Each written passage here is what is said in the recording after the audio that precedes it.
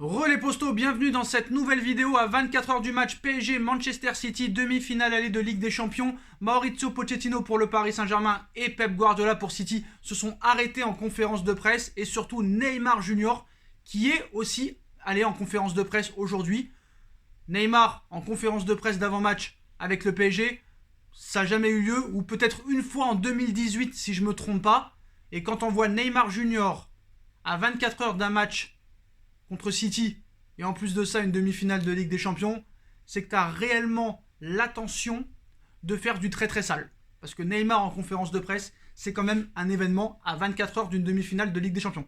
Donc ce sera intéressant de décortiquer tout ce qu'il a dit. En plus, il va faire une autre interview ce soir, je crois, donc il faudra un petit peu décortiquer tout ça. Et voilà, c'est très intéressant. Donc apparemment, Pep Guardiola a un plan pour cadenasser Neymar et Mbappé. Il a dévoilé son plan. Bien sûr, c'est du bluff. Il ne va pas dévoiler complètement son plan, comment il va jouer. Il sait très bien que Pochettino, ses adjoints, les joueurs regardent toutes les interviews. Donc voilà, il y a un petit peu de bluff. Après, pas tant que ça, tu me diras, parce qu'on sait très bien comment joue Manchester City. Ils vont pas changer leur jeu du matin au soir, comme ça, du jour au lendemain. Pareil pour le Bayern, on savait comment il jouait. Le Barça, on sait comment il joue. Donc voilà, il n'y aura pas vraiment d'innovation. Maintenant, il faut trouver le plan pour les cadenasser. Mais apparemment, lui a trouvé sa méthode pour cadenasser les deux stars parisiennes. En conférence de presse, Pep Guardiola a livré de belles analyses sur le PSG. Le coach a notamment expliqué son plan de jeu pour stopper les stars parisiennes. C'est l'une des toutes meilleures affiches que peut nous proposer le football européen à l'heure actuelle. L'équipe qui a globalement dominé l'Angleterre ces dernières années, face à la formation qui impose sa loi en Ligue 1 depuis longtemps déjà. Peut-être pas cette année, mais Paris a encore ses chances en Ligue 1. Il a seulement un point de retard sur le LOSC. Des superstars à l'appel sur la pelouse, des grands noms sur le banc de touche, bref, de quoi permettre un beau spectacle. Et en conférence de presse, Pep Guardiola a évoqué ce duel qui déchaîne les passions. Et forcément, en Angleterre, on tremble déjà en pensant à ce duo Neymar-Mbappé. Guardiola sait ce qu'il va falloir travailler pour les contenir. Il n'y a pas de stratégie défensive pour bloquer ce genre de joueurs. Je vais essayer de bien dormir cette nuit, mais ils ont de très bons joueurs. On va essayer de les arrêter en jouant en équipe, en défendant bien.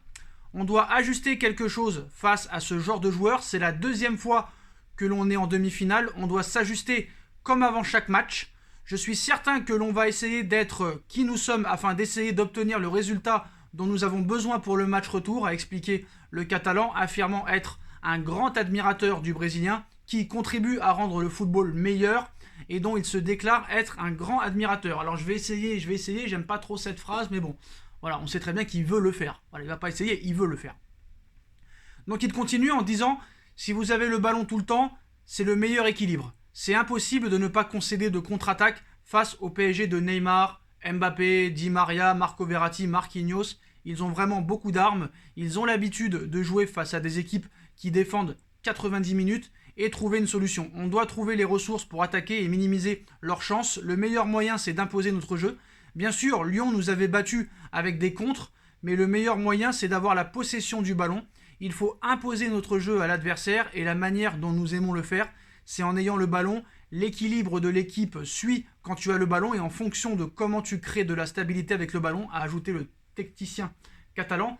Alors franchement, c'est pas une bonne méthode pour jouer contre le Paris Saint-Germain, parce qu'il va falloir quand même que tu cadenasses les contre-attaques, que tu les gères bien, et Paris vraiment a des grosses qualités en contre-attaque. Donc c'est peut-être pas la meilleure chose à faire. Est-ce qu'en disant ça, peut-être qu'il veut faire autre chose? Je ne sais pas, mais réellement, je trouve qu'il donne un petit peu trop d'indices à son homologue Maurizio Pochettino. Concernant Kylian Mbappé, l'entraîneur des Skies Blues l'a présenté comme un jeune joueur qui a le monde du foot à conquérir et l'a comparé à Erling Haaland du Borussia Dortmund en termes de production statistique. On sait que l'on va souffrir dans les deux matchs et qu'ils vont avoir des occasions. Je connais les armes qu'ils ont en attaque, tout le monde les connaît, nous devons nous créer beaucoup d'occasions, mais le PSG, ce n'est pas seulement deux joueurs. La seule chose à faire, c'est de profiter du match, profiter de la pression, et les meilleurs joueurs y parviennent, a conclu l'ancien coach du Barça.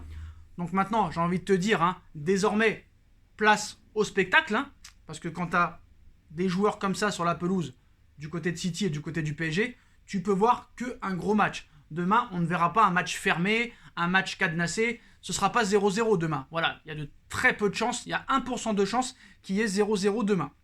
En ce qui concerne Pochettino et la menace Manchester City, lui aussi et ce s'est arrêté en conférence de presse. Ça va être intéressant de voir ça. On s'attend à un rendez-vous quand même très compliqué contre Manchester City en demi-finale de Ligue des Champions. Le technicien argentin a souligné à plusieurs reprises en conférence de presse que la qualité de l'effectif et du staff de Manchester City emmené par un certain Pep Guardiola sera très compliqué à menacer. Il nous dit, oui, ce ne sera pas facile. C'est facile pour aucune équipe. Ils ont des joueurs incroyables, difficiles à contrôler pendant 90 minutes. C'est pareil chez nous, ce sera un match très compétitif. City fait une saison fantastique, ce sera évidemment compliqué. On va essayer de faire une bonne performance et de gagner. C'est notre objectif dans ce match. On est relax, confiant en nos qualités. On sait qu'on va affronter une très bonne équipe qui a travaillé dur pour être là aussi, composée de grands joueurs avec un grand staff, un grand entraîneur, une grosse structure qui réalise un fantastique travail. On fait notre travail, ce sera un défi complètement différent. C'est l'une des meilleures équipes du monde avec un des meilleurs coachs du monde. Ce sera difficile, plus difficile que contre le Bayern, on verra. On ne sait pas, il y a beaucoup de théories. Il faut jouer ces 180 minutes ou plus et être meilleur que l'adversaire. On sait qu'on devra se battre fort pour arriver à éliminer cette grosse équipe qui est Manchester City. A-t-il lâché? Donc on a vraiment hâte de voir ce match. Pochettino, c'est pas vraiment délivré en disant un plan de jeu, parce qu'à l'arrivée, quand tu réfléchis bien, Paris n'a pas d'identité de jeu. À part ce jeu de contre-attaque, on sait très bien que City va jouer avec la possession de balle. Nous, on va devoir les attendre et les crucifier en contre-attaque. Et bien sûr, être très efficace devant le but et très solide défensivement. C'est pour ça que le retour de Marquinhos en défense centrale va faire un bien fou.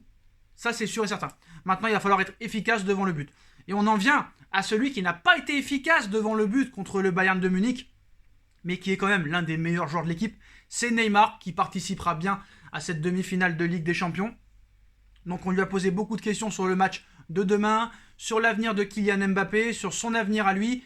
Il a lâché complètement ses vérités, présent en conférence de presse d'avant-match en Ligue des Champions. Une première depuis 2018, Neymar a évoqué de nombreux sujets comme le Ballon d'Or, son partenaire Kylian Mbappé et sa prolongation, qui se fait toujours attendre, mais qui est actée depuis de nombreux mois maintenant. Depuis son arrivée au PSG, Neymar n'a jamais semblé aussi à l'aise que cette saison. Quand il n'est pas blessé ou suspendu, le numéro 10 affiche une forme étincelante face au Bayern de Munich. Son duo avec Kylian Mbappé a fait des ravages, terrassant le champion d'Europe en titre. Les deux Avengers du Ballon rond seront encore attendus au tournant demain pour la demi-finale aller de Ligue des Champions face à City. Il a d'ailleurs été question de son jeune partenaire français en conférence de presse de veille de match où Neymar s'est rendu pour la première fois depuis 2018, donc c'est un gros événement. Donc sur Mbappé, Neymar nous dit « Mbappé, c'est un très grand joueur, il nous apporte beaucoup pour gagner des matchs, marque de nombreux buts, bat des nouveaux records et de nombreux records. Et je souhaite qu'il aille le plus loin possible », explique le Brésilien qui sera probablement en concurrence avec son coéquipier pour le Ballon d'Or en cas de succès en Ligue des Champions, même si Mbappé est pour moi largement en tête par rapport à Neymar pour l'année 2021. Concernant le Ballon d'Or, ce n'est pas une chose à laquelle je pense. Je veux gagner ce match et le championnat. Je me focalise sur la Ligue des Champions qui est mon premier objectif et c'est bien plus important dans une carrière. À l'avenir, j'aimerais avoir en mémoire que j'ai gagné plusieurs fois la C1. Assure qu'il a déjà aussi soulevé la C1 avec le Barça en 2015, donc lui, il espère la gagner plusieurs fois. Mais pour gagner plusieurs fois, il faut rester au club et donc prolonger, comme Mbappé par ailleurs. Alors qu'il arrive en fin de bail en 2022, Neymar se dit tranquille avant d'apaiser et d'apposer probablement sa signature sur un nouveau contrat. J'ai déjà parlé de ça au dernier match après le Bayern. Je ne pense pas que je doive en dire plus aujourd'hui. Il me reste encore 1 an et quelques. Je me sens très bien, je suis très heureux. C'est peut-être la saison durant laquelle je me sens le mieux. Les choses vont venir naturellement. Il faut être patient, comme une forme de promesse. Voilà. Donc la prolongation, je pense, arrivera après Manchester City, quoi qu'il arrive. Pour Mbappé, comme je vous l'ai dit dans ma précédente vidéo, allez la voir si vous ne l'avez pas vue, elle est juste en bas, elle est sortie cet après-midi, enfin il y a quelques heures là. Le contrat d'Mbappé, tout est ficelé. Le Real n'a pas les moyens de le recruter, le seul danger, c'est la durée du contrat. Mbappé veut prolonger jusqu'en 2024, Paris jusqu'en 2026. Et Mbappé sait très bien que s'il prolonge jusqu'en 2026, il sera bloqué jusqu'en 2026. Voilà. Donc maintenant, comme vous le savez, il y a des grosses échéances qui arrivent. Ce match de Ligue des Champions, une potentielle finale, le sprint final en Ligue 1 et aussi en Coupe de France, l'Euro qui arrive. Donc il y a de grandes chances que Mbappé, au niveau estimation de transfert, ça s'élève. Et comme vous le savez, il est en fin de contrat dans un an. Ça peut arranger le Real de l'avoir gratuitement, même s'il y aura une grosse prime à la signature. Et Mbappé aussi, ça peut l'arranger parce que d'ici là, peut-être qu'il aura gagné une voire deux Ligues des Champions. Mais ça m'étonnerait qu'en un an, il batte le record d'Edinson Cavani qui est de 200 buts.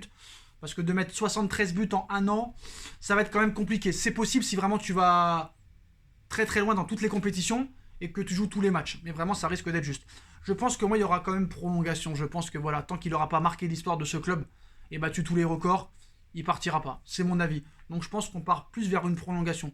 Et franchement, moi, je me mets du côté du PSG. Franchement, s'il veut prolonger jusqu'en 2024, prolonge-le jusqu'en 2024.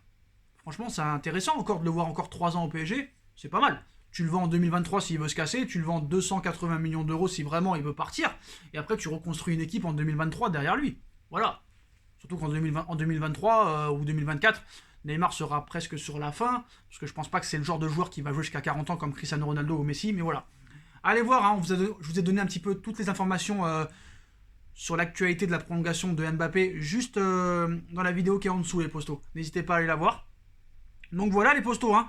Donc vous avez toutes les infos d'avant-match. On sait que Neymar va aussi donner une interview ce soir sur RMC. Ce sera intéressant aussi de décortiquer tout ça. Puis maintenant, on va regarder le match de ce soir de Chelsea contre le Real Madrid. Voir si Tuchel bat Zidane, allez savoir. Puis voilà les postos. Comme d'habitude, hein, si vous avez kiffé la vidéo, on like, on partage, on commente, on s'abonne. On active la petite cloche, c'est important les postos. Si vous n'êtes pas abonné, n'hésitez pas à vous abonner. Ma cagnotte PayPal est toujours disponible en lien en description si vous voulez aider à faire évoluer la chaîne. Ma deuxième chaîne No Feeling est disponible. Mon compte Instagram SBFootNews si vous voulez avoir toutes les infos 24h sur 24, 7 jours sur 7 sur toute l'actualité du football, mercato, transfert, match, interview, compo d'équipe. N'hésitez pas à vous abonner en masse les postos. Vous avez tous mes autres réseaux sociaux en lien en description. Et puis à ce soir pour le débrief Chelsea-Real Madrid. Tchuss!